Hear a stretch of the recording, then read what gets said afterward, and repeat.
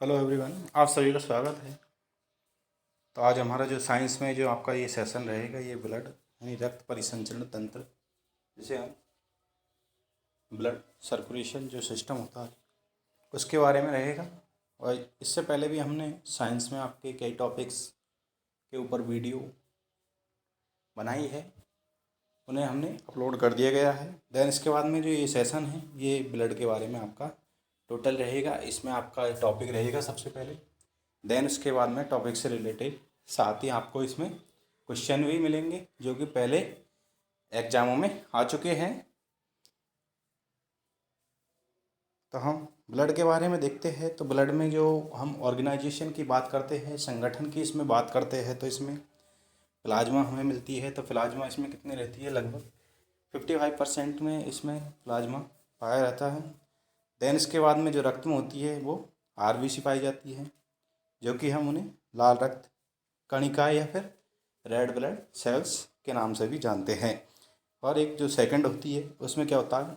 श्वेत रक्त कणिका, जिसे हम वाइट ब्लड सेल्स कहते हैं। और एक होती है प्लेटलेट्स, जो कि क्या होती है? जो हमारा क्लोटिंग सिस्टम होता है, जो ह्यूमन बॉडी के अंदर जो क्लोटिंग सिस्टम होता है, जब हमें किसी कट या फिर किसी चीज़ हम अचानक हमारे घातक से जब घात पहुंच जाती है, तो उससे क्या होता है? जब ब्लड का सर्कुलेशन स्टार्ट हो जाता है तो जो फ्लो हो जाता है, तो ब्लड फ्लो को जब रोकने का कार्य करता है वो क्या होती है? वो प्लेटलेट्स का कार्य करती है। तो प्लेटलेट्स के जरिए ही ब्लड की क्या होती है? क्लोटिंग होती है। देन उसके बाद में हमारा ब्लड रुक पाता है। तो इसी में हम ब्लड में आज देखेंगे। तो सबसे पहले हम देखते हैं ब्लड के बारे में। तो रक्त परिसंचरण तंत्र, तो इसमें देखते हैं ये मानव, ये ह्यूमन बॉडी के लिए भी बहुत हम मान सकते हैं बहुत ही महत्वपूर्ण है। तो रक्त का संगठन के बारे में देखते हैं। तो ब्लड ऑर्गेनाइजेशन जो सिस्टम होता है उसके बारे में देखते हैं। तो हम मानव में अगर बात करते हैं तो एक वयस्क मानव जो एडल्ट में एडल्ट ह्यूमन होता है, उसमें हम टोटल की बात करते हैं तो टोटल ब्लड कितना होता है? 5 से 6 लीटर ब्लड होता है। और इस ब्लड का जो पीएच की बात करते हैं तो इसका पीएच वैल्यू कितना होता है? 7.4 होता है। जिसकी जो हम नेचर देखते हैं तो उसका जो कैसे होता है? तो ये क्षारीय होता है। तो ब्लड का हम नेचर की बात करते हैं तो ब्लड कैसा होता है? एक क्षारीय प्रकृति का होता है। तो मानव वयस्क मानव में कुल कितना पाया जाता है? 5 से 6 लीटर रक्त होता है। या फिर हम साइकोलॉजी के अनुसार मानते हैं तो ह्यूमन बॉडी का जो 7% पार्ट होता है वो क्या पाया जाता है? तो मानव शरीर का जितना वो वेट होता है उसका 7% जो वेट होता है वो ब्लड का होता है। देन इसके बाद में हम ब्लड में देखते हैं। तो ब्लड में एक तो प्लाज्मा होती है और एक रक्त कोशिकाएं होती है। तो रक्त में हमने सबसे पहले देखा था प्लाज्मा। तो प्लाज्मा क्या होती है? एक फेज अवस्था होती है। इसमें क्या होता है? आपको सबसे पहले फर्स्ट में बताया था मैंने कि इसमें 55% जो होता है वो प्लाज्मा होती है। देन इसके बाद में जो 45% में जो होता है ये रक्त कोशिकाएं होती है। तो सबसे पहले जब हम प्लाज्मा में बात करते हैं तो प्लाज्मा में क्या होता है? इसमें वाटर होता है, प्लस में अन्य मैटर्स पाए जाते हैं। तो इसमें जो पानी की बात करते हैं हम या फिर वाटर की बात करते हैं तो 90% इसमें पानी होता है, और जो अन्य पदार्थ होते हैं वो 10% होते हैं। अब हम इसके बाद में हम देख लेते हैं रक्त कोशिकाएं। तो रक्त कोशिकाओं में हम देखते हैं तो सबसे पहले रक्त कोशिकाएं 3 टाइप्स की होती है। इसमें होता है क्या? इसमें फर्स्ट होती है आरबीसी होती है, और सेकंड होती है वो डब्ल्यूबीसी होती है, और जो थर्ड होती है वो क्या होती है? प्लेटलेट्स होती है। अब इनका हम क्रम देखें तो इस प्रकार से इनका क्रम व्यवस्थित होता है। सबसे पहले फर्स्ट ऑफ ऑल आरबीसी होती है, देन उसके बाद में प्लेटलेट्स होती है, और देन उसके बाद में हम देखते हैं तो डब्ल्यूबीसी पाई जाती है। तो देन इसके बाद में हम देखते हैं तो सबसे पहले इसमें हम देख ले प्लाज्मा के कार्य। तो फंक्शन ऑफ प्लाज्मा, तो प्लाज्मा के क्या क्या फंक्शन होते हैं उसके बारे में देख लेते हैं। तो प्लाज्मा के हम कार्य के बारे में देखते हैं। तो इसमें सबसे पहले होती है फाइब्रिनोजन प्रोटीन, जो कि क्या करती है, ये रक्त का थक्का जमाने में मदद करती है। तो जो हमारा जो ब्लड होता है, इसकी क्लॉटिंग में जो हमें हेल्प करती है, वो क्या करती है, फाइब्रिनोजन प्रोटीन होती है। और ये क्या करते हैं, तो प्लाज्मा ताप नियंत्रित करता है, तो ये टेम्परेचर होता है, इसको कंट्रोल करने का ये कार्य करता है। देन ये घाव भरने का भी ये कार्य करता है। तो इंजीरियस जिसे हम कह सकते हैं, जब हम घायल अवस्था में होते हैं या फिर हमें घाव पड़ जाता है, तो उसको भरने का जो कार्य करता है, वो क्या करता है, प्लाज्मा करता है। तो इसी के साथ हम देखते हैं आगे। और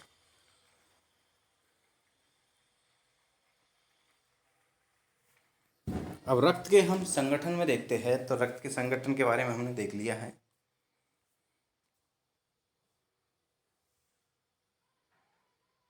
तो हम फर्स्ट ऑफ ऑल देखते हैं आरबीसी। तो आरबीसी क्या होती है, तो रेड ब्लड सेल्स, जिसे हम लाल रक्त कणिकाएं भी कह सकते हैं, या फिर इनका जो शॉर्ट फॉर्म होती है या फिर फुल फॉर्म पूछी जाती है आपसे, तो लाल रक्त कणिकाएं इनकी होती है। तो इसमें हम देखते हैं, तो ब्लड में आरबीसी कितने परसेंट पाई जाती है, तो ब्लड में होती है वो आरबीसी 90% होती है। अब इनके हम लाइफ की बात करते हैं, इनके जीवन काल की, जो लाइफ टाइम होता है, इनका जो जीवन काल होता है या फिर जो लाइफ पीरियड होता है, वो कितना होता है, तो इनका 120 दिन लगभग होता है। तो 120 दिन के बाद में क्या करती है, ये दोबारा से ये जो मृत होती है, जो आरबीसी, उनका जो दोबारा से फिर इनका ये नई निर्माण होने लगती है। देन इसके बाद में हम इनकी जो निर्माण की बात करते हैं, या फिर इनका जो कहाँ से इनका निर्माण होता है, तो उसकी बात करते हैं, तो वोन मैरो, जिसे हम अस्थि मज्जा बोलते हैं, तो अस्थि मज्जा में इनका निर्माण होता है। देन इसके बाद में हम इनकी मृत्यु या फिर इनकी जो डेड सेल्स होती है, वो कहाँ पर जाती है, तो ये पीलिया, जिसे हम आरबीसी का कब्रिस्तान भी कहते हैं। देन इसके बाद में हम इसके कार्य देखते हैं, तो इसका वर्क होता है, वो क्या होता है, तो ऑक्सीजन और कार्बन डाइऑक्साइड का संवहन करना होता है। तो आरबीसी जो हमारा ब्लड होता है, ये करता है क्या है, तो हमारे जो बॉडी पार्ट्स होते हैं, उनको ऑक्सीजन सप्लाई करता है, जबकि वहाँ से ये कार्बन डाइऑक्साइड का भी संवहन करता है। तो हम आरबीसी में हीमोग्लोबिन नामक प्रोटीन पाया जाता है। तो हीमोग्लोबिन में क्या होता है, हीम वर्णक होता है, इसी के कारण ये। देन इसके बाद में जो हीमोग्लोबिन नामक प्रोटीन पाया जाता है, जिसके कारण जो रक्त का हम कलर की बात करते हैं या रंग की बात करते हैं, तो हीमोग्लोबिन के कारण ही जो रक्त होता है वो लाल होता है। देन इसके बाद में हम रक्त की बात करते हैं, आरबीसी की बात करते हैं, तो आरबीसी से की कमी से जो होने वाले जो रोग होते हैं, उससे क्या होता है, तो हम भी जानते हैं, जब ब्लड की कमी से भी रोग होते हैं और ब्लड की अधिकता होती है, तो उससे भी हमें रोग हो जाते हैं। तो हम जैसे कह सकते हैं, तो आरबीसी की कमी से होने वाले रोग में फर्स्ट देखते हैं एनीमिया रोग। तो एनीमिया रोग में क्या होती है, जो हमारी हीमोग्लोबिन जो इनमें हीमोग्लोबिन की क्या हो जाती है, कमी हो जाती है, या फिर जिसे हम अरक्तता बोलते हैं। इसी प्रकार पीलिया, तो पीलिया रोग में क्या होता है, जो आंखें होती है ये बिल्कुल पीली, और जो हमारे जो बॉडी पार्ट्स होते हैं, वो क्या करते हैं, ये पीले होने लग जाते हैं, तो उसे हम पीलिया रोग कहते हैं। देन इसके बाद में हम नेक्स्ट देखते हैं, देन इसके बाद में हम सेकंड देखते हैं डब्ल्यूबीसी। तो डब्ल्यूबीसी वाइट ब्लड सेल्स, ये सेकंड्स होती है, ये क्या होती है, सबसे कम होती है रक्त में। तो हमारी आरबीसी हो गई है कितनी, 90%। देन इसके बाद में जो डब्ल्यूबीसी होती है, ये सबसे कम होती है, मतलब हम कह सकते हैं बहुत ही कम होती है। इसके हम लाइफ पीरियड की बात करते हैं, जीवन काल की बात करते हैं, तो 3 से 4 दिन इनका लाइफ टाइम या फिर जो टाइम पीरियड होता है। देन इसके बाद में ये डेड हो जाती है और नी बनने लग जाती है। आकार में हम इनसे जो आकार में इनकी बात करते हैं, तो साइज में ये क्या होती है, सबसे बड़ी होती है। और इनका निर्माण भी क्या होता है, ये बोन मैरो या फिर अस्थि मज्जा में इनका निर्माण होता है। और मृत्यु होती है, फिर हम इनकी डेथ की बात करते हैं, तो ये रक्त में ही होती है। तो इस प्रकार से जो ये आपको दिखाई दे रही है, इस प्रकार से डब्ल्यूबीसी की ब्लड में ये पाई जाती है। अब इनके हम वर्क्स की बात करते हैं, कार्य की बात करते हैं, तो डब्ल्यूबीसी का जो कार्य होता है मेन, वो क्या होता है। तो हम वर्क्स की बात करते हैं, तो जो इम्यून सिस्टम होता है, मतलब हम कह सकते हैं प्रतिरोध क्षमता, क्यों क्या करती है, ये इंक्रीज करती है, बढ़ाती है, तथा जो रोगाणुओं से क्या करती है, हमें रक्षा करती है, तो हमें प्रोटेक्शन भी ये पहुँचाती है और घाव भरने का काम भी ये बखूबी करती है। तो हम कह सकते हैं इम्यून सिस्टम जो हमारी प्रतिरोधक क्षमता होती है उसको इंक्रीज करती है और साथ ही साथ ये रोगाणु से हमें लड़ने की क्षमता प्रदान करती है या फिर इनसे रक्षा करती है और घाव भरने का काम भी ये WBC करती है। देन इसके बाद में हम टाइप्स की बात करते हैं तो ये 2 टाइप्स की होती है, एक होती है लिम्फोसाइट्स और एक होती है मोनोसाइट्स। तो लार्जर सेल्स ऑफ बॉडी होती है वो क्या होती है, मोनोसाइट्स होती है। लार्जर से बड़ा है यहाँ पर, बड़ी जो कोशिकाएं होती है जो बॉडी में वो मोनोसाइट्स होती है। वो श्वेत रक्त कणिकाएं जो बीमारियों से बचाती है वो क्या कहलाती है, लिम्फोसाइट कहलाती है। तो ये जो श्वेत रक्त कणिकाएं होती है जो लिम्फोसाइट्स होती है ये क्या करती है, हमें जो बीमारियां होती है, डिजीज़ होती है, उनसे क्या करती है, हमें बचाती है, सेव करती है। और जो मोनोसाइट्स सेल्स होती है ये क्या करती है, ये घाव भरने का काम कार्य करती है। देन इसके बाद में हम देखते हैं जो WBC की मात्रा कम या फिर ज़्यादा होने पर, तो WBC होती है उसकी जो मात्रा कम या फिर ज़्यादा होने पर क्या होता है, ल्यूकोमिया होता है, जिसे हम, एक तो होता है ल्यूकोपिया क्यूनिया जो क्या होती है, इसमें WBC की कमी होती है। देन इसके बाद में जो ल्यूकेमिया होती है इसमें WBC की इसमें वृद्धि होती है, तो हम कह सकते हैं ल्यूकेमिया होता है एक तरह से कैंसर होता है। अब WBC की कमी से होने वाले रोग इसमें होता है फर्स्ट HIV वायरस के कारण होता है और इसमें कमी से होने से इसमें ब्लड कैंसर भी होता है। इसमें जो हम नोट्स इसकी बात करते हैं तो विटामिन A रक्त में WBC को बढ़ाता है, तो इसमें हमें जब इसके रोग होने या WBC की कमी हो जाती है तो विटामिन A स्रोत लेने चाहिए। देन इसके बाद में हम नेक्स्ट क्वेश्चन देखते हैं। इसमें हम देखते हैं थर्ड पार्ट्स है हमारा वो प्लेटलेट्स है। तो प्लेटलेट्स ब्लड में इस प्रकार से ये व्यवस्थित होती है। अब इनकी हम बात करते हैं तो ये क्या करती है, तो रक्त में इनकी संख्या की बात करते हैं तो इनकी 4.5 से 5 लाख से 6 लाख पर लीटर होती है। अब हम देख सकते हैं शरीर में कट लग जाने पर रक्त का बहाव का जो रोकने का कार्य करती है वो प्लेटलेट्स का कार्य होता है। तो हमारे शरीर में जब कट लग जाता है उससे रक्त का बहाव को जब रोकता है तो वो प्लेटलेट्स का कार्य करता है। देन इसके बाद में हम देख सकते हैं कि चिकनगुनिया और डेंगू जैसी बीमारियों में प्लेटलेट्स की मात्रा एकदम से कमी आ जाती है। तो हम कह सकते हैं जब चिकनगुनिया या फिर डेंगू जैसी बीमारियों में क्या होती है, प्लेटलेट्स की मात्रा में कमी या एकदम से कमी आ जाती है। डेंगू में क्या हो जाता है, तो एजेप्टी मच्छर के काटने से होता है।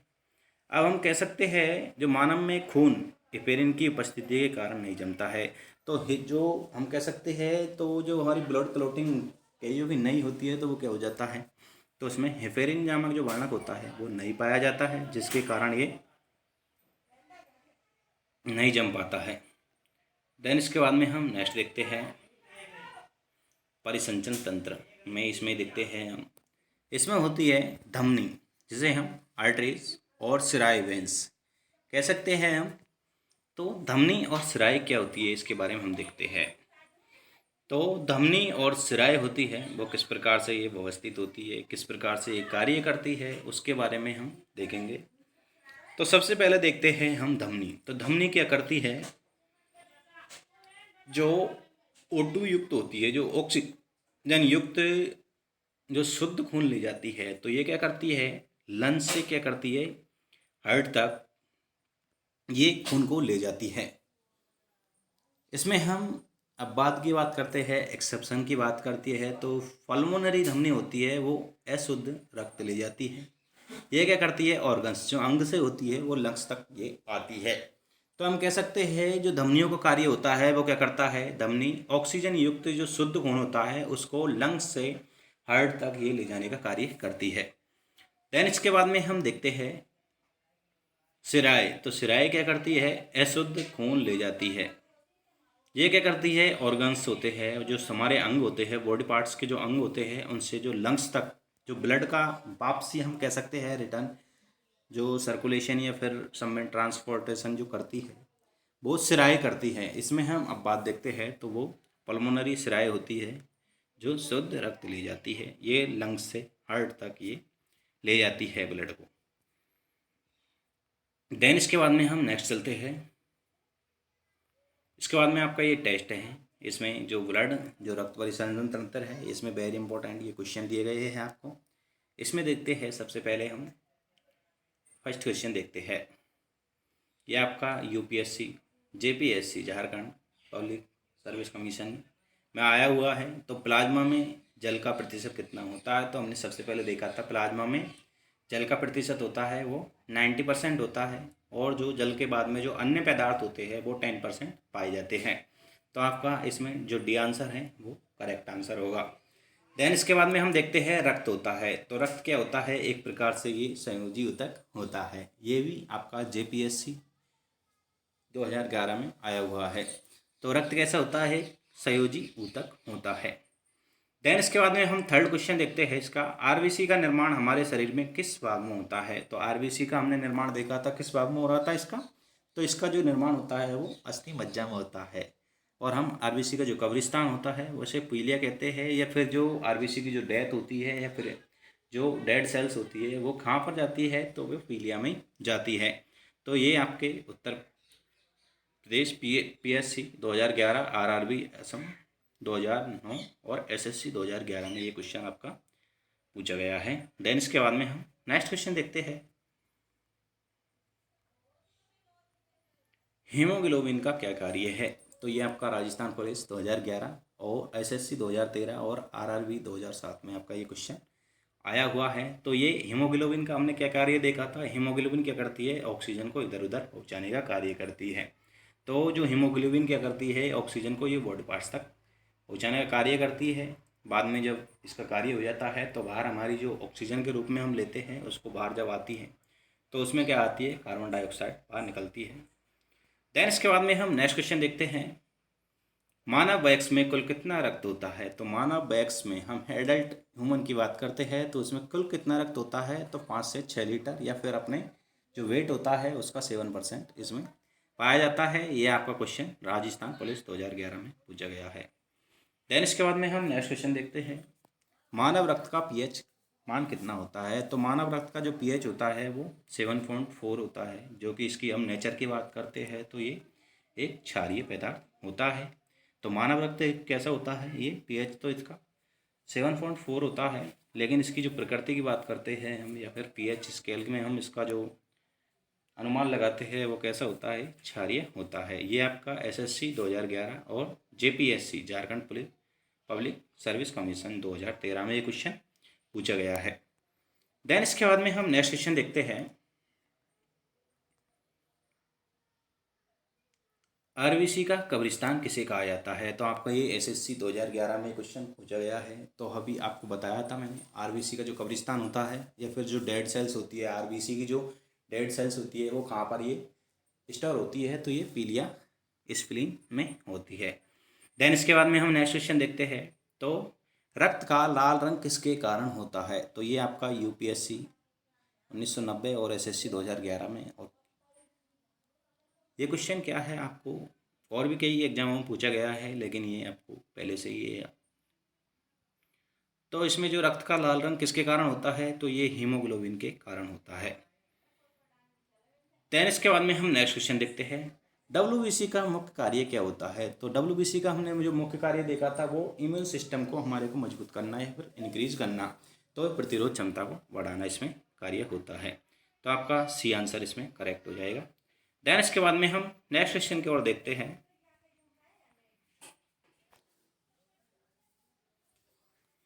डब्ल्यूबीसी की मात्रा सामान्य से अधिक हो जाना कहलाता है। तो डब्ल्यूबीसी की हमने मात्रा सामान्य से अधिक हो जाती है तो हमें ल्यूकेमिया रोग हो जाता है। और जबकि हम देखते हैं जब डब्ल्यूबीसी की मात्रा सामान्य से कम होने पर क्या हो जाता है? हमें ल्यूकेमिया रोग हो जाता है, जिसे हम ब्लड कैंसर के नाम से जानते हैं। तो डब्ल्यूबीसी की मात्रा सामान्य से अधिक हो जाने पर ल्यूकेमिया और सामान्य से कम हो जाने पर ल्यूकेमिया रोग हो जाता है। इसमें जो एनीमिया होता है ये आरबीसी की कमी के कारण होता है, जिसे हम एरक्ता रोग भी कहते हैं। देन इसके बाद में हम इसका जो नेक्स्ट क्वेश्चन देखते हैं, रक्त का शुद्धिकरण कहाँ होता है? तो रक्त का जो शुद्धिकरण होता है ये लंग्स, हमारे जो फेफड़े होते हैं उसमें इनका शुद्धिकरण या प्यूरिफिकेशन जैसे हम बोल सकते हैं।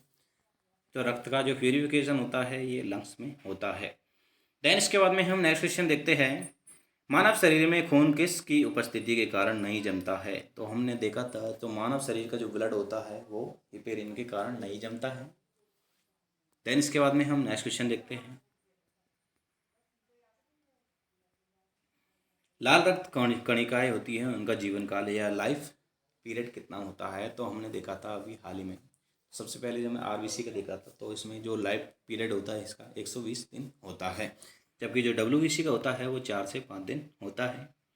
देन इसके बाद में देखते हैं, और आरबीसी की हम बात करते हैं तो ये 90% पाई जाती है। अब हम जीव विज्ञान के बारे में देखते हैं। इसमें सबसे पहले आपके वे क्वेश्चन हो चुके हैं, आपका जो नेक्स्ट टॉपिक रहेगा इसमें वो जीव विज्ञान रहेगा, बायोलॉजी के बारे में रहेगा। इसमें हम जब जीव विज्ञान को हम 2 पार्ट्स में डिवाइड करते हैं। फर्स्ट ऑफ ऑल देखते हैं जंतु विज्ञान जिसे हम जूलॉजी, और जो सेकंड पार्ट्स होता है इसका वनस्पति विज्ञान जिसे हम बॉटनी कहते हैं। तो जूलॉजी में हम देखते हैं सबसे पहले तो इसमें क्या होता है, जंतुओं का अध्ययन करते हैं।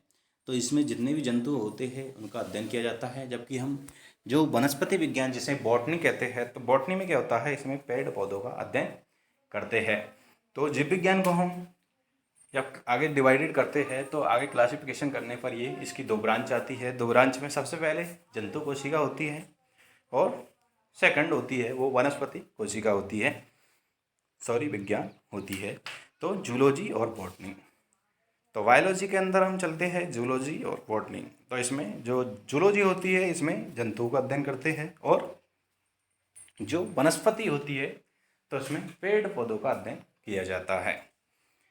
देन इसके बाद में हम इसमें देखते हैं, सबसे पहले अरस्तु ने 340 ईस्वी पूर्व में जंतु इतिहास नामक किताब लिखी थी, इसलिए अरस्तु को जंतु विज्ञान का जनक कहा जाता है। तो हम कह सकते हैं, तो सबसे पहले हम अरस्तु को क्या मानते हैं, जंतु विज्ञान का जनक कहा जाता है। इसके हम टैक्सोनॉमी के बारे में बात करते हैं, वर्गीकी के बारे में बात करते हैं।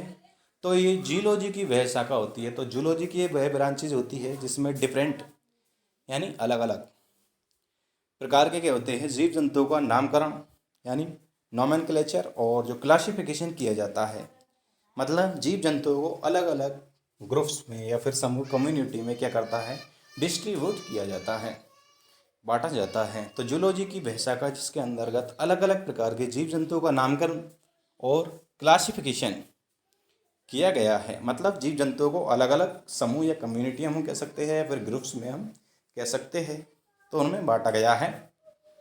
देन इसके बाद में हम देखते हैं, ये ध्यान देने वाली योग्य बात है आपके लिए। सबसे पहले देखते हैं 1735 ईस्वी में कैरोलस लिनियस ने अपनी पुस्तक में सिस्टेमा नेचुरी में 4000 से ज़्यादा जीवों का वर्गीकरण क्लासिफिकेशन किया, और उन्हें फादर ऑफ मॉडर्न टैक्सोनॉमी, तो आधुनिक वर्गीकी के जो पिता कहा जाते हैं, जनक कहा जाते हैं, तो इसे किसको कहा जाता है, तो कैरोलस लिनियस को अपनी पुस्तक सिस्टेमा नेचुरी, जिसमें 4000 से ज़्यादा भी जीवों को करके किया गया है, इसमें वर्गीकरण किया गया है। इसमें हम प्राणी की बात करते हैं तो 2 प्रकार के होते हैं। तो फर्स्ट ऑफ ऑल बात करते हैं तो एक कोशिकीय प्राणी जिसे हम यूनिसेल्युलर, और जो सेकंड होती है वो बहुकोशिकीय प्राणी मल्टी सेल्युलर। तो हम बात करते हैं तो यूनिसेल्युलर का मतलब कह सकते हैं एक कोशिकीय, और जो मल्टी होता है बहुत सारी, तो इसे बहुकोशिकीय कह सकते हैं। तो हम एक कोशिकीय प्राणी होते हैं वो किस प्रकार से ये इनका निर्माण होता है वो देखते हैं। तो वे जीव जो एक कोशिका से बने होते हैं उन्हें हम एक कोशिकीय जीव कहते हैं। इसमें आपका प्रोटोजोआ पैरामीशियम, और जो सेकंड होता है वो देखते हैं जो मल्टी सेल से बने होते हैं। मल्टीपल सेल्स मतलब कह सकते हैं बहुकोशिकीय, बहुत सारी, एक या एक से अधिक, 2 या 2 से अधिक कोशिकाओं से मिलकर बने होते हैं। तो इसमें हम कह सकते हैं सभी बहुकोशिकीय प्राणियों को 9 संघ या समूह में रखा गया है। यह आपकी जो वीडियो है वो मैंने डाल दी गई है पहले से ही। तो हम जैसे देख सकते हैं, हम बहुकोशिकीय प्राणियों में जैसे Porifera, Coelenterata, Annelida, arthropoda, Mollusca और कॉर्डेटासन। तो हम कह सकते हैं इसके बारे में आपको विस्तृत से हमने पढ़ा दिया गया है। साइंस एंड टेक्नोलॉजी में इसका पार्ट रखा गया है। सबसे पहले हमने जैव प्रौद्योगिकी में इसके बारे में अध्ययन किया था। देन इसके बाद में हम नेक्स्ट देखते हैं इसी में फर्स्ट देखते हैं इसमें आपको इसमें जो फर्स्ट मैंने बता दिया गया है, इसमें आपको उसमें फुल डिटेल से आपको बता दिया गया है। आपको यहाँ पर भी आपको बताने की पूरी कोशिश करी जाएगी। यहाँ में देखते हैं सबसे पहले फर्स्ट ऑफ ऑल देखते हैं प्रोटोजोआ संघ। तो प्रोटोजोआ संघ में क्या क्या होता है वो देखते हैं। तो प्रोटोजोआ शब्द का प्रयोग सबसे पहले हम फर्स्ट ऑफ ऑल जो प्रोटोजोआ वर्ड है उसका जो प्रयोग किसने किया था, तो ये गोल्डफश ने किया था। देन इसके बाद में हम देखते हैं प्रोटोजोआ सबसे साधारण और एक कोशिकीय यूनिसेल्युलर जंतु होते हैं। अब हम देख सकते हैं बहुत ही सूक्ष्म जीव होते हैं ये, मतलब ये माइक्रोस्कोप के जरिए हमें दिखाई देते हैं। बहुत ही सूक्ष्म जीव होते हैं, तो सूक्ष्म जीवों को हम माइक्रोस्कोप की सहायता से देख सकते हैं। इस संघ के जंतुओं के शरीर में कोई ऊतक या फिर ऑर्गन्स अंग नहीं पाया जाता। तो इस संघ के जो प्रोटोजोआ संघ होते हैं इसके शरीर में कोई ऊतक मतलब नो टिश्यूज या फिर अंग नहीं पाया जाता है। इस संघ के जीव के शरीर के बाहरी सतह से रास्ते से श्वसन और उत्सर्जन की प्रक्रिया करते हैं। तो ये अपनी जो बाहरी सतह होती है उससे ये श्वसन और उत्सर्जन की क्रिया करते हैं। एग्जाम्पल में देखते हैं, तो एग्जाम्पल में फर्स्ट ऑफ ऑल है अमीबा, सेकंड है पैरामेशियम जिसे हम कॉर्डेटम चप्पल जंतु, और जो थर्ड है यूग्लिना जिसे हम ग्रीन प्रोटोजोआ के नाम से भी जानते हैं, और जो फोर्थ है इसमें ट्रिपनोसोम गैम्बियस। ये एक प्रकार की इससे जो स्लीपिंग सिकनेस रोग हो जाता है। तो इससे जो हमारे जो ट्रिपनोसोम होता है गैम्बियंस, ये क्या होती है, एक प्रकार की गंदे पानी की होती है, सीसीमक की इस प्रोटोजोआ की भाग होती है। तो इससे हमें क्या होता है, सबसे ज़्यादा नींद आती है। और इसके बाद में हम देखते हैं एसिटिवुलेरिया, ये सबसे बड़ा एक कोशिकीय जीव है एसिटिवुलेरिया। देन इसके बाद में हम नेक्स्ट देखते हैं आपका सेकंड पार्ट है वो संघ है पोरीफेरा। तो पहले हम पोरीफेरा के बारे में बात करते हैं। तो ये साधारण बहुकोशिकीय जीव होते हैं। तो ये नॉर्मली क्या होते हैं, ये मल्टी सेल्युलर जीव होते हैं। इस संघ के सभी जंतु होते हैं वो खारे पानी में पाए जाते हैं। इनके हम नेचर की बात करते हैं तो ये क्या पाए जाते हैं, ना तो मीठे पानी में पाए जाते हैं, ये कैसे पानी में पाए जाते हैं, ये खारे पानी में ये ज़्यादा पाए जाते हैं, मतलब समुद्री चट्टान या फिर ठोस पदार्थ पर ये पाए जाते हैं। इन जंतुओं के शरीर में हम बहुत से छिद्र होते हैं। तो इनके हम बॉडी पार्ट्स की बात करते हैं तो इनके जो बॉडी पार्ट्स पर क्या होते हैं, छोटे छोटे छिद्रनुमा छिद्र होते हैं जिन्हें हम क्या कहते हैं, ऑस्टिया कहा जाता है। और इन्हीं छिद्र से जल, ऑक्सीजन और भोजन इनके शरीर में पहुंचता है। तो जो ये छिद्र होते हैं ऑस्टिया, इनके माध्यम से जल, ऑक्सीजन और भोजन होता है उसको शरीर में पहुंचाया जाता है। इनका आकार अनियमित होता है, मतलब कोई फिक्स नहीं होता है, और ये जीव एक स्थान से दूसरे स्थान पर गति नहीं कर सकते हैं। तो इनमें हम जो देख सकते हैं तो इनमें मूवमेंट होता है वो नहीं होता है, मतलब ये अनियमित होती है। इनके आकार जो साइज की बात करते हैं तो ये जीव एक स्थान से दूसरे स्थान पर गति नहीं कर सकते हैं। ये इसमें आपका वेरी इंपॉर्टेंट पॉइंट्स है। संघ पोरीफेरा के जीवों को सामान्यतः स्पंज कहा जाता है। तो ये क्या होती है, एक फॉर्म की तरह ये होता है। जिस प्रकार हम गद्दीनुमा जो फॉर्म होती है उसको देखते हैं तो दबाते हैं तो उसी अवस्था में वापस आ जाते हैं। तो इस प्रकार से हम कह सकते हैं तो ये स्पंज कहा जाता है सामान्यतः पोरीफेरा संघ के जीवों को। तो इसमें देखते हैं सबसे पहले साइकॉन एग्जाम्पल, और सेकंड होता है वो वात स्पंज, वो स्फेंजिलिया, और जो थर्ड होता है वो यूप्लेकेटला, और जो फोर्थ होता है वो स्पेंजिला होता है। देन इसके बाद में हम नेक्स्ट देखते हैं सिलेंट्रेटा, जिसे हम प्रवाल जंतु, इसका जो नया नाम है वो निडेरिया भी है। तो इसके हम न्यू नेम्स की बात करते हैं तो जो सिलेंट्रेटा होते हैं इसके जो नया नाम है वो निडेरिया भी है। इस संघ के जंतु मुख्य रूप से समुद्री जल में पाए जाते हैं। तो सिया वाटर होता है उसमें ये जीव पाए जाते हैं। इन प्राणियों की हम संरचना की बात करते हैं तो धागेनुमा इनकी संरचना होती है, तो धागे की तरह होती है। और इन जंतुओं में रक्त नहीं होता है, फिर भी ये श्वसन करते हैं। तो ये आपके लिए वेरी इंपॉर्टेंट पॉइंट है। तो जो स्लेंट्रेंटा जो आपका जो फाइलम संघ की बात करते हैं, तो इन जीवाणु की जो क्या होती है संरचना धागे की तरह होती है। और इन जीव जंतुओं में रक्त होता है, रक्त नहीं होता है, फिर भी क्या करते हैं श्वसन करते हैं। तो इनमें श्वसन तंत्र, उत्सर्जन तंत्र, परिसंचरण तंत्र, सर्कुलेटरी जो सिस्टम्स होते हैं वो कुछ भी नहीं पाया जाता है। तो इसमें जो हम रेस्पिरेशन सिस्टम की बात करते हैं और एक्सट्रिकेशन जो सिस्टम्स होता है और जो सर्कुलेटरी सिस्टम होता है, इनमें कुछ भी नहीं पाया जाता है। इसे हम ग्रेट बैरियर रीफ के बारे में आपने सुना होगा, जो ऑस्ट्रेलिया के ऊपर पूर्व में स्थित है। उसका निर्माण इन जंतुओं के द्वारा ही हुआ है, जो कि क्या करते हैं जंतु कैल्शियम कार्बोनेट को स्रावित करते हैं, उसी से ही इसका निर्माण होता है। तो सबसे पहले हम इसमें एग्जाम्पल की बात करते हैं, तो इसमें सबसे पहले है हाइड्रा। इसकी हम खोज की बात करते हैं तो ल्यूवेन हॉक ने की थी और ये मीठे पानी में पाया जाता है। देन इसके बाद में जो सेकंड होता है वो ओरेलिया, इसे ही हम जेलीफिश के नाम से जाना जाता है। और जो थर्ड होता है वो मूंगा, जिसे हम कोरल कहते हैं। इससे ये क्या करते हैं कैल्शियम कार्बोनेट ये स्रावित करते हैं। देन इसके बाद में हम नेक्स्ट देखते हैं प्लेटीहेल्मिन्थेज, इसे हम चपटे कृमि के नाम से भी जानते हैं।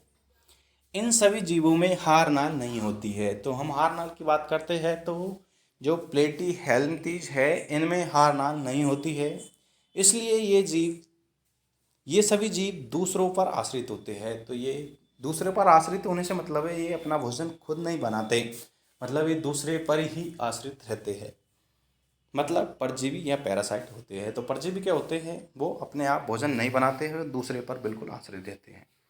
ये सभी जंतुओं का मनुष्य, पालतू पशु और जंगली जंतु में आश्रय होता है और इन्हीं की सतह पर ये अपने खाद्य पदार्थ का अवशोषण करते हैं। तो ये क्या करते हैं जैसे जंतु, मनुष्य, पालतू पशु होते हैं, इनके जो जंगली जंतु होते हैं इन पर आश्रय होता है और ये एब्जॉर्वेशन के जरिए ये अपना भोजन बनाते हैं। इसमें उदाहरण की हम बात करते हैं तो आपको जो प्लेंटी होती है, जो चपटे कृमि होते हैं, वो इस प्रकार से आपको ये बताया गया है, इस प्रकार से इनकी संरचना होती है। तो इसमें हम प्लेनेरिया, फेशियोला और टीनिया सोलियम, जो कि ये पेड़ के हाथ में पाया जाता है। देन इसके बाद में हम एस्के हेल्मिन्थेज के बारे में बात करते हैं, तो इन्हें हम राउंड वॉर्म, गोल कृमि भी कहते हैं। ये जीव आकार में गोल होते हैं, साथ ही स्वतंत्र जीवी और परजीवी यानी पैरासाइट दोनों प्रकार के होते हैं। मतलब इस समूह के कुछ जीव दूसरों पर आश्रित होते हैं और कुछ स्वतंत्र होते हैं। इसमें हम उदाहरण की बात करते हैं तो एस्केरिस थ्रेडवर्म होता है, वो इस प्रकार से होता है। देन इसके बाद में हम एनेलिडा देखते हैं, तो ये प्राणी जलीय भी हो सकते हैं और स्थलीय भी हो सकते हैं, मतलब ये जल में भी पाए जा सकते हैं और हमें स्थलीय मतलब जमीन पर भी ये पाए जा सकते हैं। ये स्वतंत्र रूप से हम जीव भी और परजीवी भी हो सकते हैं। इनका शरीर खंडों में बटा होता है, तो इनके शरीर पे ऊपर क्या होता है, ये धारियों में बटा हुआ होता है। तो ये इस प्रकार से होता है। तो केचुआ, जिसे हम किसान मित्र के नाम से जानते हैं। एनेलिडा, इसमें क्या होती है, जोक भी इसमें आती है। और इसका वैज्ञानिक नाम की बात करते हैं तो केचुआ के हम तो फेरेटिमा पोस्तुमा, और इसमें जोक होती है जिसे हिरुडेनिया के नाम से भी हम जानते हैं। ये क्या करती है, अगर मानव के शरीर पर चेंक जाती है तो ये ब्लड को एब्जॉर्बेशन के जरिए क्या करती है, खींच लेती है। देन इसके बाद में हम नेक्स्ट क्वेश्चन देखते हैं, ऑर्थोपोडा संघ के बारे में बात करते हैं। तो ये प्राणी जगत का सबसे बड़ा संघ, तो हम सबसे बड़ा जो संघ की बात करते हैं वो कौन सा है, ऑर्थोपोडा संघ होता है।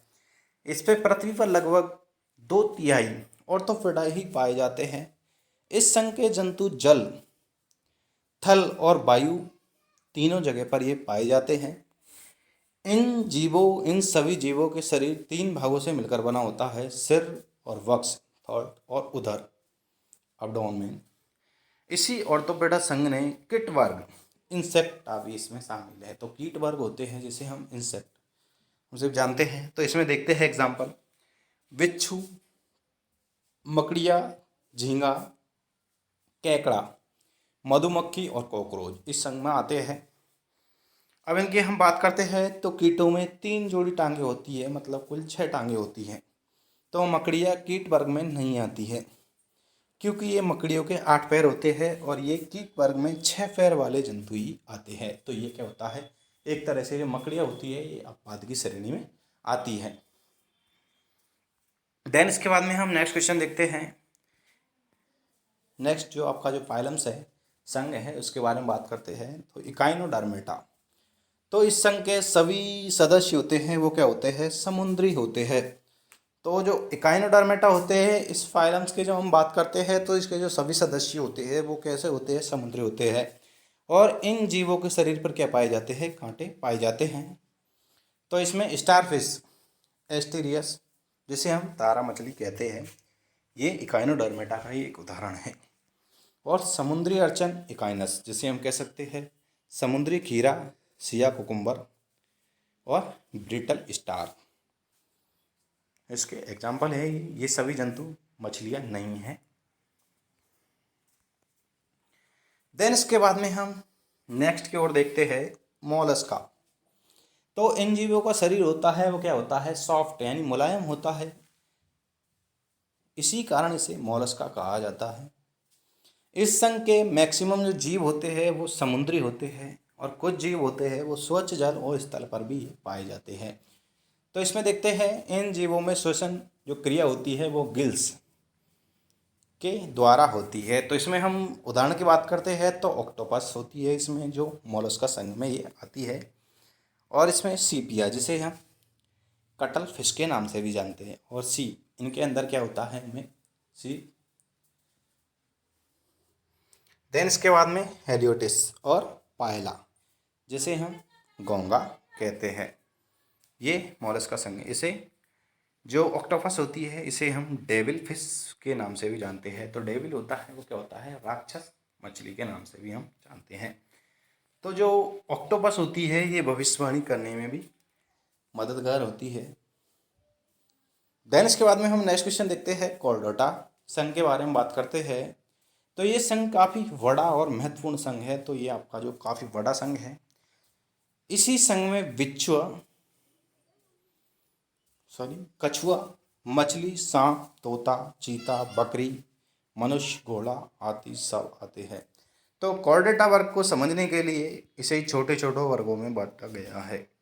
तो कॉर्डेटा वर्ग को भी हम आगे और वर्गों में भी, जो छोटे छोटे वर्गों में इन्हें डिवाइडेड किया गया है। तो मत्स्य वर्ग, जिसे हम फिशिज वर्ग भी कहते हैं, उभयचर, जिसे एम्फीबिया, और सरीसृप रेप्टिलियन, इसमें क्या होता है, मगरमच्छ, क्रोकोडाइल जिसे हम कहते हैं।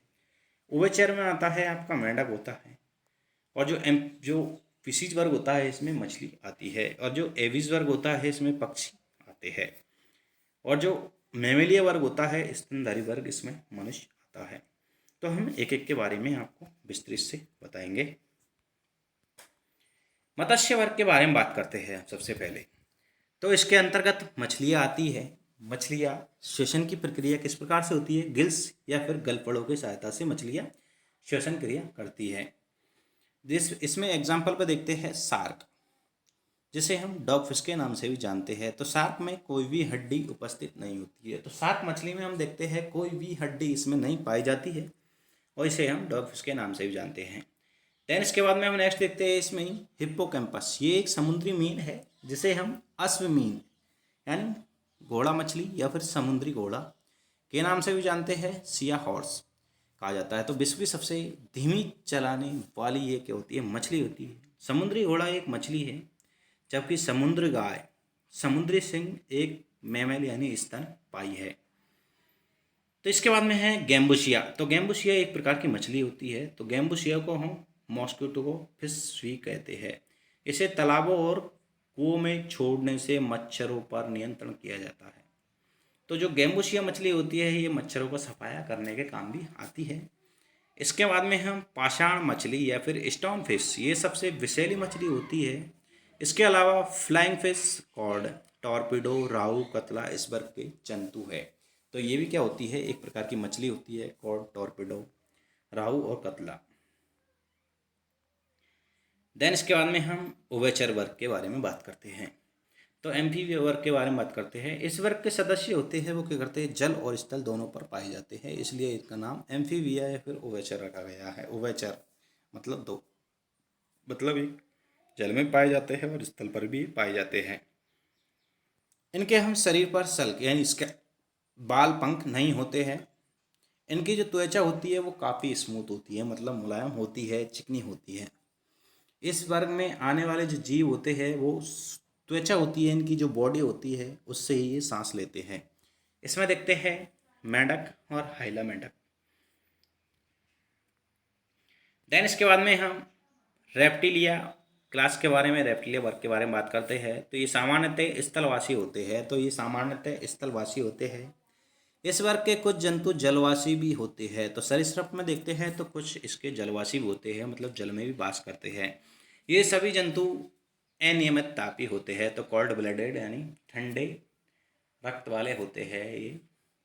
इसमें देखते हैं कछुआ, घरेलू छिपकली, अजगर, मगरमच्छ, एलिगेटर और ड्रेको। ड्रेको को उड़ने वाली छिपकली या फिर फ्लाइंग लिजर्ड कहा जाता है। तो उड़ने वाली छिपकली इस प्रकार से होती है जो आपको ये चित्र में बताई गई है। और एक क्रोकोडाइल है जिसे हम मगरमच्छ, और एक का कछुआ है। देन इसके बाद में हम नेक्स्ट क्वेश्चन देखते हैं पक्षी वर्ग, जिसे हम एविस वर्ग भी कहते हैं।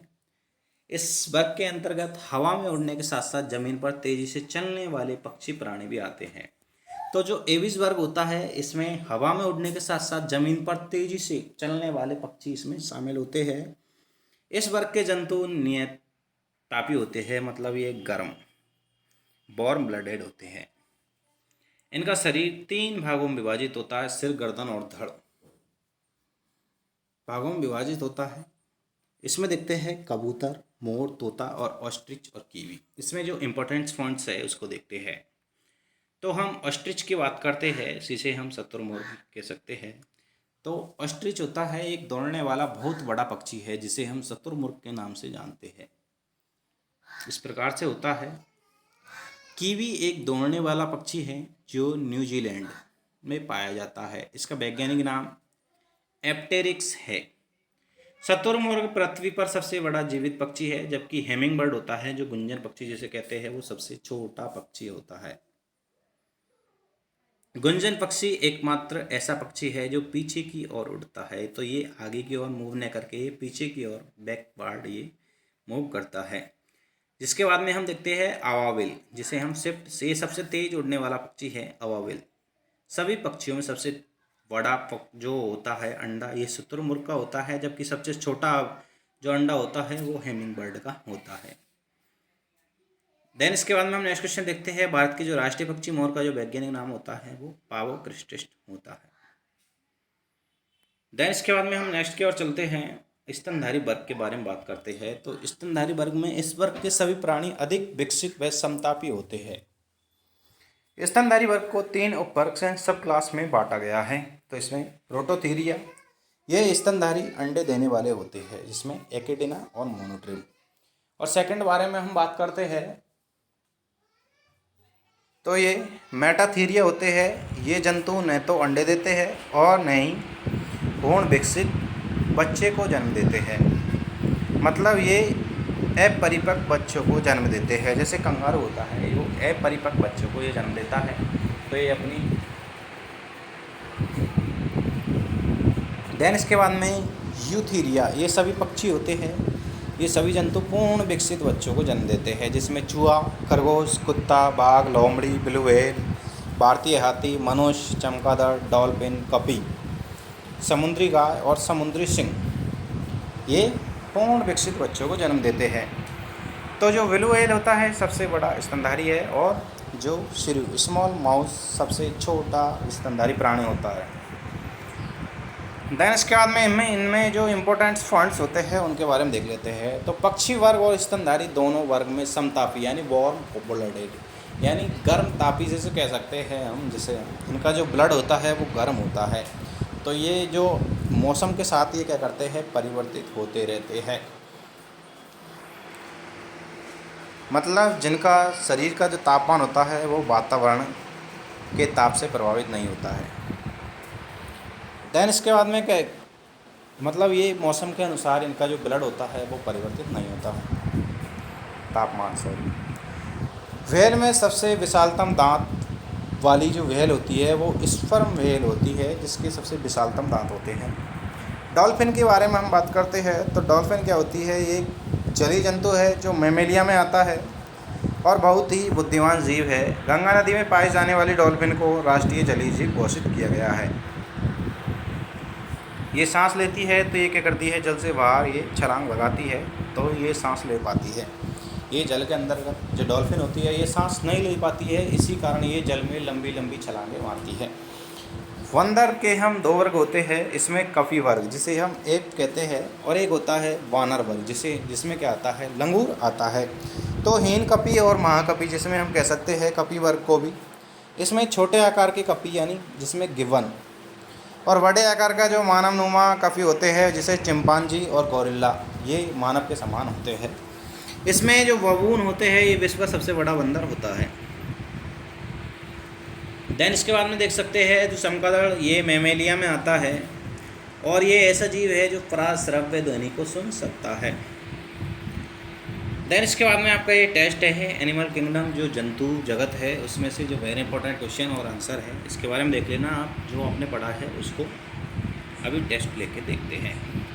तो निम्नलिखित में से कौन मछली नहीं है, तो कौन मछली नहीं है, तो इसमें से स्टार फिश होती है, वो क्या होती है, मछली नहीं होती है, ये इकाइनोडर्मेटा संघ में आती है।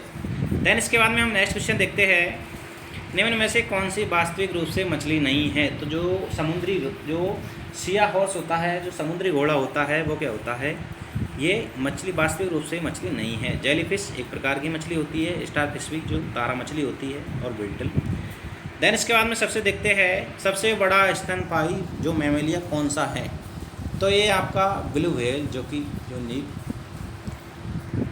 ये आपका RTS 2010 MPPCS और ये कई एग्जामों में ये क्वेश्चन रिपीटेड क्वेश्चन आए हुए हैं। देन इसके बाद में हम नेक्स्ट क्वेश्चन देखते हैं, निम्न प्रजातियों में से कौन सी दांत वाली व्हेलों में विशालतम है, तो जो स्पर्म व्हेल है उसके क्या होते हैं, जो विशालतम दांत इसमें पाए जाते हैं। देन इसके बाद में हम नेक्स्ट क्वेश्चन देखते हैं, निम्न में से कौन अंडे देता है, सीधे बच्चे नहीं देता है, तो एकिडेना होता है वो क्या करता है, अंडे देता है। जबकि जो कंगारू होते हैं वो क्या करते हैं, वो मतलब ये क्या करते हैं, मतलब ये पूर्णतः विकसित बच्चे को जन्म नहीं देते हैं। और उड़ने वाला स्तनपायी है तो चमगादड़, एकमात्र चमगादड़ है जो स्तनपायी होता है, उड़ने वाला। ये अपनी पराश्रव्य ध्वनि को सुनने में भी सक्षम होता है। देन इसके बाद में हम नेक्स्ट क्वेश्चन देखते हैं, निम्नलिखित से उड़ने वाले जीवों में से कौन सा पक्षी वर्ग में नहीं आता है, तो चमगादड़ होता है, ये मैमेलिया वर्ग में आता है, ना कि एक। देन इसके बाद में हम नेक्स्ट क्वेश्चन देखते हैं, निम्नलिखित जंतुओं पर विचार कीजिए, तो समुद्री गाय, समुद्री घोड़ा और समुद्री सिंह इनमें से कौन से स्तनधारी है, तो जो समुद्री गाय है और समुद्री सिंह है ये क्या होते हैं, एकमात्र ये स्तनधारी होते हैं। जो कि समुद्री घोड़ा होता है ये एक प्रकार से मछली होती है। देन इसके बाद में हम नेक्स्ट क्वेश्चन देखते हैं, डॉल्फिन वर्गीकृत किए जाते हैं, तो डॉल्फिन को किस में रखा गया है, तो ये स्तनी यानी मैमेलिया वर्ग में से रखा गया है। देन इसके बाद में हम नेक्स्ट क्वेश्चन देखते हैं, एम्फीबिया बताता है, तो ये जल मतलब जल एवं स्थल दोनों पर ये रह सकने वाले पशुओं को हम क्या कहते हैं, उभयचर कहते हैं। इसमें क्या आता है, मेंढक आता है और हाइला मेंढक आता है। देन इसके बाद में हम नेक्स्ट क्वेश्चन देखते हैं, निम्नलिखित में से कौन सा एक कपी नहीं है, तो कपी कौन सा है, कपी नहीं है तो लंगूर नहीं है। जबकि कपी कौन सा है, गिब्बन और गोरिल्ला, जो कि ये क्या होते हैं, सबसे बड़े जो मानव सदृशम लघुतम कपी है। तो जो गिबन होता है ये क्या होता है, सबसे छोटा जो बंदर किसे हम कह सकते हैं, ये गिबन होता है। और जो चिंपांजी और गोरिल्ला होता है ये मानव रूपी ये बंदर होते हैं। देन इसके बाद में हम नेक्स्ट क्वेश्चन देखते हैं, निम्नलिखित में से कौन सा कीट नहीं है, तो मकड़ी एक प्रकार से कीट नहीं है, क्योंकि जो मकड़ी होती है, इसके हम जो इसमें पैरों की बात करते हैं तो मकड़ी के कितने पैर पाए जाते हैं? 8 पैर पाए जाते हैं, जबकि जो कीट होते हैं उनमें 6 पैर पाए जाते हैं। इसी कारण ये मकड़ी होती है, ये कीटों के अंदर नहीं आती है। देन इसके बाद में हम नेक्स्ट क्वेश्चन देखते हैं। सबसे बड़ा एक कोशिकीय जीव है तो एसिटेबुलेरिया, जो कि एक छांगी नुमा इसकी संरचना होती है, इसमें से एक डंडी नुमा नीचे निकल जाती है। ये एक कोशिकीय सबसे बड़ा जीव होता है। देन इसके बाद में हम नेक्स्ट क्वेश्चन देखते हैं। निम्न में से विषम मद कौन सी है? तो मत्स्य है। तो इनमें से जो विषम होता है, जैसे व्हेल, मनुष्य और चमगादड़, ये क्या आते हैं? ये स्तनधारी वर्ग में आते हैं, जबकि जो मत्स्य होता है वो फिशीज वर्ग में आता है या मत्स्य वर्ग में आता है। देन इसके बाद में हम नेक्स्ट क्वेश्चन देखते हैं। पृथ्वी पर विशालतम जीवित पक्षी कौन सा है? तो शुतुरमुर्ग जिसे हम कह सकते हैं। और जो सबसे छोटा वर्ग होता है वो क्या होता है? हैमिंग बर्ड होता है। और सबसे हम विशालतम जो सबसे बड़े अंडे की बात करते हैं तो शुतुरमुर्ग का जो अंडा होता है वो सबसे बड़ा होता है, और जो हैमिंग बर्ड का होता है वो सबसे छोटा अंडा होता है। देन इसके बाद में हम नेक्स्ट क्वेश्चन देखते हैं। सबसे छोटा पक्षी निम्न में से कौन सा है? तो गुंजन पक्षी, जिसे हम हैमिंग बर्ड के नाम से भी जानते हैं। एकमात्र कौन सा पक्षी है जो पीछे की ओर उड़ता है? तो गुंजन पक्षी आगे की ओर न उड़कर क्या करता है? पीछे की ओर उड़ता है, जो सबसे छोटा पक्षी होता है। देन इसके बाद में हम नेक्स्ट क्वेश्चन देखते हैं। कॉड निम्न में से किसकी किस्म है? तो कॉड इस प्रकार की क्या होती है? मछली होती है। इसमें टॉर्पीडो, राहू, कतला, ये एक मछली के ही प्रकार होते हैं। देन इसके बाद में हम नेक्स्ट क्वेश्चन देखते हैं। निम्नलिखित में से कौन सा जंतु स्तनपायी नहीं है? तो शार्क होता है, एक प्रकार से स्तनपायी नहीं होता है, क्योंकि इसमें ना तो हड्डी पाई जाती है और ये स्तनपायी नहीं है। देन इसके बाद में हम नेक्स्ट क्वेश्चन देखते हैं। निम्न में से कौन सा जंतु पराश्रव्य ध्वनि को सुन सकता है? तो एकमात्र जो स्तनपायी होता है चमगादड़, जो कि पराश्रव्य ध्वनि को सुन सकने में सक्षम होता है। देन इसके बाद में हम नेक्स्ट क्वेश्चन देखते हैं। डायनासोर थे तो ये सरीसृप जो कि लुप्त हो गए हैं, ये सरीसृप वर्ग में आते हैं। इसमें आपका मगरमच्छ। अब देखते हैं नेक्स्ट क्वेश्चन। सामान्यतः जीव अपना स्थान बदल सकते हैं, किंतु निम्न में से कौन सा जीव स्थान नहीं बदल सकता है? तो स्पंज वर्ग होता है, उसके जीव जगह या स्थान नहीं बदल सकते हैं, क्योंकि उनमें कोई प्रकार की गति नहीं पाई जाती है। इसी कारण वे एक स्थान से दूसरे स्थान पर नहीं जा पाते हैं। देन इसके बाद में हम नेक्स्ट क्वेश्चन देखते हैं। निम्नलिखित में से कौन सी एक प्रकार की मछली है? तो अस्मीन, जिसे हम सिया हॉर्स कहते हैं, जिसे हम घोड़ा, समुद्री घोड़े के नाम से जानते हैं, अस्मीन, ये एक प्रकार की मछली नहीं है। सॉरी, एक प्रकार की मछली है। देन इसके बाद में हम नेक्स्ट क्वेश्चन देखते हैं। मलेरिया परजीवी तथा अमीबा को किस श्रेणी में रखा गया है? तो मलेरिया जो पैरासाइट्स होते हैं और अमीबिया को प्रोटोजोआ वर्ग के अंतर्गत रखा गया है। देन इसके बाद में हम नेक्स्ट क्वेश्चन देखते हैं। तालाबों और कछुओं में निम्न में से किसको छोड़ने से मच्छरों पर नियंत्रण में मदद मिलती है? तो गैम्बूसिया जो मछली होती है उसको कुओं और तालाबों में छोड़ने से मच्छरों पर काबू पाया जा सकता है। देन इसके बाद में हम नेक्स्ट क्वेश्चन देखते हैं। ग्रीन प्रोटोजोआ के नाम से जाना जाता है, तो युगलिक को हम ग्रीन प्रोटोजोआ के नाम से भी जानते हैं।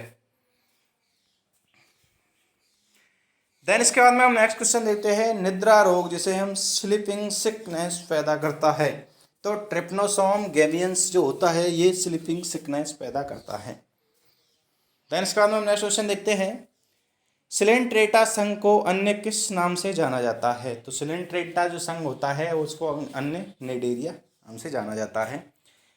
निम्न में से किसमें रक्त नहीं होता है किंतु श्वसन करता है? तो हाइड्रा होता है, इसमें श्वसन होता है लेकिन ब्लड नहीं पाया जाता है। कोरल रीफ प्रवाल भित्ति का निर्माण किसके द्वारा? तो ये सिलेंट्रेटा जो संघ होते हैं उसके द्वारा इसका निर्माण हुआ है। जेलीफिश के नाम से जाना जाता है, तो ओरेलिया, जो कि आपको इसमें पढ़ाया था, नीले कलर की जो जल में पाई जाती है वो ओरेलिया। देन इसके बाद में हम नेक्स्ट क्वेश्चन देखते हैं, चपटे कृमियां जिसे हम प्लेटफॉर्म्स किस संघ के अंतर्गत रखा जाता है? तो प्लेटी हेल्थी जो कि क्या होते हैं वो चपटे कृमि के नाम से भी जाना जाता है, और जो निमेटन थैलेमी जो होते हैं ये गोल कृमि के नाम से भी जाने जाते हैं।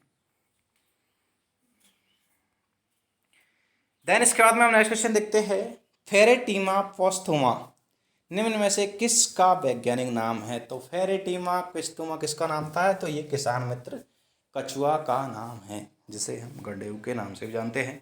कीटों में कितनी जोड़ी टांगे होती है? तो कीटों में 3 जोड़ी टांगे पाई जाती है, मतलब टोटल 6 टांगे पाई जाती है। तो मकड़ी इसका एक अपवाद है जिसमें 8 टांगे पाई जाती हैं। निद्रा रोग यानी स्लीपिंग सिकनेस फैलाती है, तो ये सीसी मक्खी इसकी वाहक होती है जो ये निद्रा रोग सिकनेस फैलाती है। देन इसके बाद में हम नेक्स्ट क्वेश्चन देखते हैं, ऑक्टोपस है, तो ऑक्टोपस क्या होती है? एक मृदुकवची होती है। देन इसके बाद में जो डेविल फिश के नाम से जानते हैं, तो डेविल फिश भी हम ऑक्टोपस को ही जानते हैं। देन इसके बाद में तारा मछली स्टार फिश निम्न में से किस संघ का प्राणी है? तो जो इकाइनोडर्मेटा होती है उसमें ये तारा फिश यानी स्टार फिश आती है।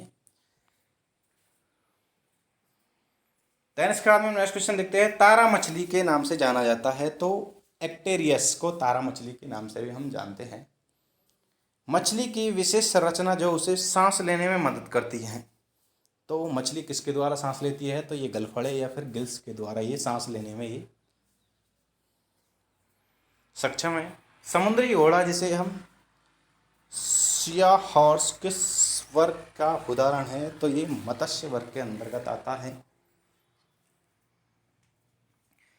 देन इसके बाद में हम नेक्स्ट क्वेश्चन देखते हैं, शार्क मछली में कितनी हड्डियां होती है? तो शार्क मछली में कोई भी हड्डी नहीं पाई जाती है। देन इसके बाद में उड़ने वाली छिपकली है, तो ये उड़ने वाली जो छिपकली है उसे हम ड्रेको के नाम से जानते हैं। पावोक्रिस्टिस किसका वैज्ञानिक नाम है? तो ये जो मोर होता है इसका नाम जो वैज्ञानिक नाम होता है वो पावोक्रिस्टिस होता है। देन इसके बाद में हम नेक्स्ट क्वेश्चन देखते हैं, निम्नलिखित में से नियत तापी प्राणी वार्म ब्लडेड कौन सा है? तो ये चमगादड़ होती है, ये वार्म ब्लडेड स्तनधारी होती है एक तरह से। देन इसके बाद में नेक्स्ट क्वेश्चन देखते हैं, निम्न में से कौन सा जीव अपनी त्वचा से सांस लेता है? तो उभयचर जो वर्ग होता है वो ज़्यादातर जो होता है वो अपनी त्वचा से सांस लेते हैं, इसमें मेंढक और देन इसके बाद में हम नेक्स्ट क्वेश्चन देखते हैं, निम्नलिखित में से कौन सा एक सबसे बड़ा बंदर है? तो बबून एकमात्र सबसे बड़ा बंदर है। देन इसके बाद में हम नेक्स्ट क्वेश्चन देखते हैं, निम्न में से कौन से जानवर का संबंध मोलस्का से है? तो हेलियोटिस होता है, ये इसका जो संबंध होता है ये मोलस्का से होता है। देन इसके बाद में हम नेक्स्ट क्वेश्चन देखते हैं, निम्न में से कौन सा सांप जहरीला नहीं है? तो अजगर है, वो सांप जहरीला नहीं होता है। देन इसके बाद में हम नेक्स्ट क्वेश्चन देखते हैं, निम्नलिखित में से कौन सा एक भारत का राष्ट्रीय जलीय प्राणी है? तो गंगा की जो डॉल्फिन है वो इसे हम राष्ट्रीय जलीय जीव के रूप में भी घोषित किया गया है। तो आज के लिए इतना ही। अगर आपको ये वीडियो पसंद आई हो तो वीडियो को लाइक करें और चैनल को सब्सक्राइब करें। ऐसी और वीडियो देखने के लिए हमारे साथ बने रहिएगा। थैंक यू, जय हिंद।